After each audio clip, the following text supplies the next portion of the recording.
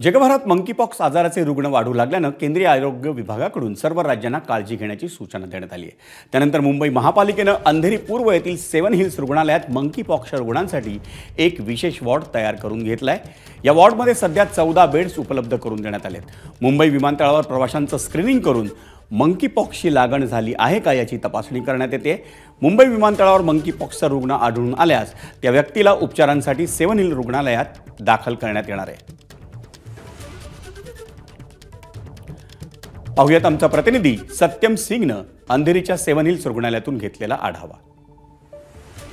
World health ऑर्गनायझेशनने monkeypox याला जागतिक महामारी घोषित केला आहे। याच्याच पार्श्वभूमीवर मुंबई महानगरपालिका ॲक्टिव्ह मोडमध्ये आली आहे। मुंबई महानगरपालिकेकडून अंधेरी पूर्वेत 7 हिल्स रुग्णालयामध्ये 14 बेडचा आयसोलेटेड वॉर्ड बनवण्यात आला आहे। आपण एकंदरीत दृश्य पाहिलं तर या ठिकाणी एक रूममध्ये आहे तो 2 बेड आहे, आयसोलेटेड बेड आहेत। या ठिकाणी डॉक्टरची टीम असेल किंवा मेडिकल जे स्टाफ आहे पूर्ण तयारी करण्यात आला आहे। खरं तर मुंबई महानगरपालिकेकडून मुंबई विमानतळावर देखील प्रवासी जे आहेत विमानातून प्रवास करत आहेत त्यांचे देखील या ठिकाणी स्क्रीनिंग केली जात आहे। खरं तर पाकिस्तान असेल, स्वीडन या देशामध्ये मोठ्या प्रमाणात मंकीपॉक्सच्या रुग्णांची संख्येमध्ये वाढ झाली आहे। अशामध्ये जे प्रवासी आहेत परदेशातून मुंबईत येत आहेत त्यांच्यासाठी विशेष एअरपोर्टवर आहे तो मुंबई विमानतळावर खबरदारीचा उपाय म्हणून घेतला जात आहे। खरं तर मुंबईमध्ये एकही रुग्ण सध्या मंकीपॉक्सचा नाही आहेत, मात्र खबरदारीचा उपाय म्हणून आहेत। या ठिकाणी जर आढळून आलं तर या 7 हिल्स रुग्णालयामध्ये मंकीपॉक्सच्या रुग्णांना या ठिकाणी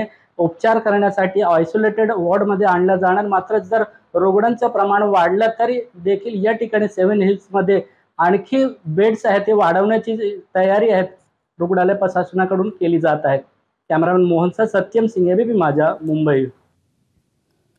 म्हणजे या मंकीपॉक्स आजाराची लक्षणं नेमकी काय आहेत आणि या आजाराशी 2 हात करण्यासाठी रुग्णालयांकडून कशी तयारी करण्यात आली आहे पाहूयात। म्हणजे ज्याला पण मंकीपॉक्स झालाय त्याला सगळ्यात आधी ताप येईल।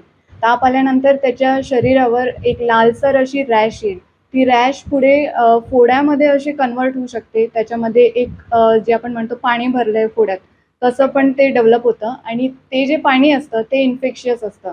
म्हणजे त्याच्यात जर कॉन्टॅक्टमध्ये आलो तर किंवा त्यांच्या स्किनला बेडशीटला लागून ते फ्लुइड जर आलं आणि ते जर कोणी त्याला टच केलं तर ते ट्रान्समिट होऊ शकतं। आता तरी सुरुवातीला 14 बेड्स आयसोलेशन बेड तयार करण्यात आलेले आहेत आणि जर समजा गरज वाढली तर आपण तसं पुढचे बेड अवेलेबल करू देऊ शकू। आता तर लगेच पेशंट्स आपल्याकडे इंडियात तर आढळून आलेलं नाही, पण दुसऱ्या देशांमध्ये पेशंट्स आढळून आलेले आहेत। त्याच्यामुळे एअरपोर्टला स्क्रीनिंग दरम्यान जर त्यांना काही सस्पेक्टेड पेशंट सापडला तर तो इथे पाठवला जाईल, कारण हे एअरपोर्टला जवळ असल्यामुळे महानगरपालिकेने इथे बेड रेडी ठेवायला सांगितलेलं आहे। एबीपी माझा, उघडा डोळे बघा नीट।